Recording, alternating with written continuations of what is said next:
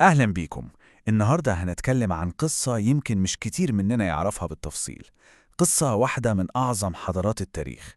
حضارة مش بس بنت إمبراطورية ضخمة وخلاص، لأ، دي كمان زرعت بذور العلم اللي غيرت شكل عالمنا حرفيا، ولحد النهاردة إحنا عايشين على تأثيرها. طيب، إزاي حضارة واحدة قدرت تدينا كل ده؟ الجبر والجامعات وحتى أساس الطب الحديث. السؤال ده ممكن يبان ضخم جدا، بس صدقوني الإجابة بتاعته بتبدأ من قصة بسيطة جدا، وعشان نفهمها صح لازم نرجع لنقطة البداية خالص. يلا بينا نرجع بالزمن القرن السابع الميلادي، وتحديداً في المدينة المنورة. هنا مع تأسيس النبي محمد للدولة الإسلامية بدأت تتشكل نواة مجتمع جديد. فكرة جديدة خالص كانت بتشوف النور. عشان نتخيل حجم التغيير ده لازم نفتكر الوضع كان ايه قبل كده. شبه الجزيرة العربية كانت عبارة عن قبائل متفرقة ودايما في صراع. الإسلام بقى جه عمل ايه؟ وحد كل القبائل دي تحت راية واحدة، فكرة واحدة، حولهم من مجموعات متناحرة لأمة متماسكة. وده بصراحة ما كانش مجرد تغيير عادي، ده كان تحول جذري بمعنى الكلمة، غير شكل خريطة القوى في العالم كله. طيب المجتمع الجديد ده قام على إيه؟ الأساس بتاعه كان مختلف تماماً عن اللي كان موجود. بدل ما الولاء يكون للقبيلة وبس، بقى الأساس هو مجموعة قيم زي العدل والشورى في اتخاذ القرار والتسامح والمحبة. القيم دي هي اللي كانت، لو حبينا نقول، الوقود أو المحرك اللي بنى حضارة عظيمة وقادرة إنها تؤثر في العالم كله. وجميل قوي إن تنظيم الحياة في المجتمع الجديد ده ما كانش بالكلام بس، لأ، عملوا حاجة سبقت عصرها بمراحل. عملوا صحيفة المدينة، والوثيقة دي مش مجرد ورقة، دي بتعتبر أول دستور مكتوب في تاريخ الدولة. تخيلوا، دستور بينظم العلاقة بين كل سكان المدينة، مسلمين وغير مسلمين، على أساس المواطنة المتساوية وضمان حقوق الكل. فكرة متقدمة جدا لوقتها. طيب، بعد وفاة النبي القصة دخلت مرحلة جديدة خالص، مرحلة بناء الإمبراطورية بقى ونشر المعرفة على نطاق أوسع. ده هو عصر الخلفاء، العصر اللي شهد التوسع الهائل للحضارة الإسلامية اللي بنعرفه.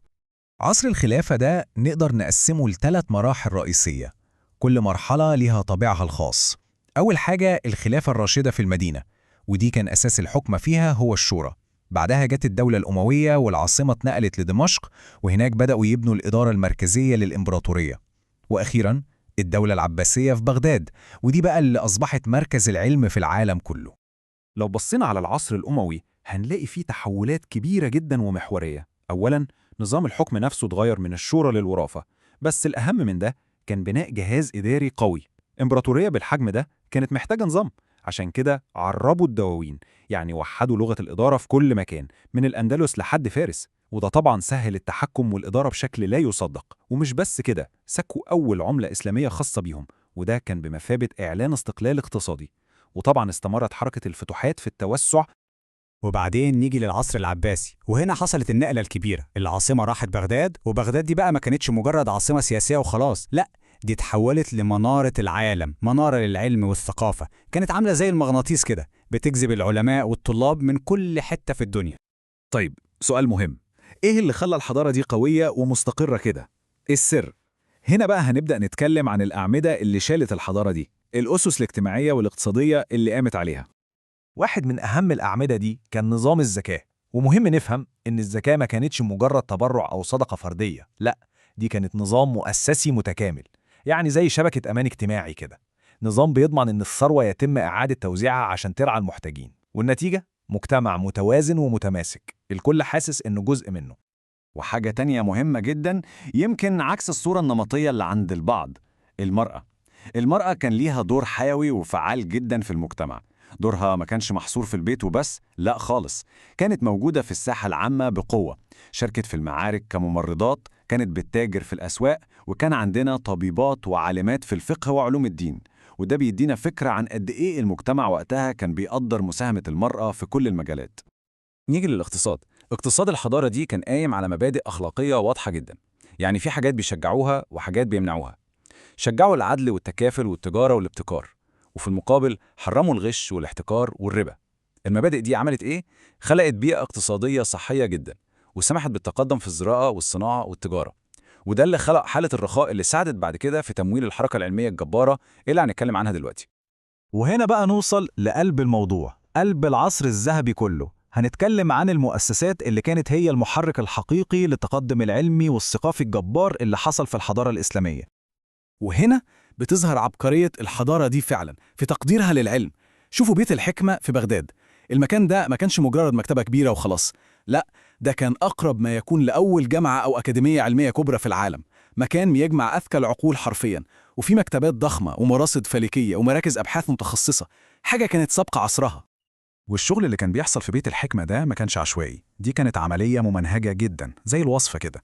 أول خطوة جمعوا كل الكتب المهمة من كل الحضارات القديمة، يونانية، فارسية، هندية، كله. تاني خطوة ترجموا كل ده للعربي. بس الخطوة الثالثة هي الأهم، وهي دي نقطة العبقرية.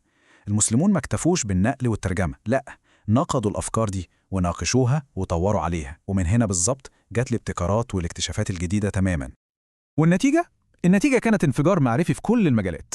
بنتكلم عن العلوم الدينية زي الفقه والتفسير والحديث، والعلوم الطبيعية زي الرياضيات والفلك والطب والكيمياء، اللي المسلمون قدموا فيها إسهامات غير مسبوقة وغيرت شكل العلوم دي للأبد.